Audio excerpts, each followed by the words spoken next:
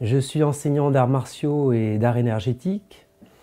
J'ai créé depuis presque une dizaine d'années un écocentre en Ardèche, c'est-à-dire un lieu pour mettre en œuvre ce qu'on pourrait dire une autre façon de vivre, ou en tout cas y tendre. Comme c'est des sujets de fond, vivre autrement, avoir une autre approche par rapport à la vie, la nature, tout naturellement et depuis des années, j'avais envie d'écrire quelque chose, j'avais envie de transmettre un message qui soit issu de mon expérience, mais aussi d'un certain recul par rapport à la vie.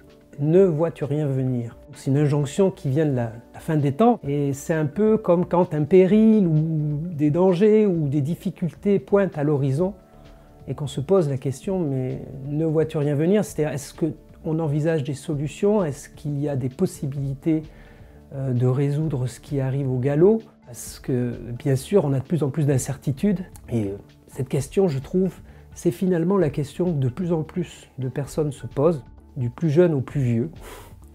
Donc ce livre, il s'adresse un peu à tout le monde, dans le sens que j'ai la chance, entre guillemets, c'est que l'épisode qu'on vit actuellement du Covid, qui est malheureux sur plein d'aspects, mais en même temps, au niveau de la conscience, je trouve que c'est quelque chose qui permet d'ouvrir complètement d'autres perspectives de vie, et se dire vraiment, se poser les grandes questions de fond, les grandes questions philosophiques.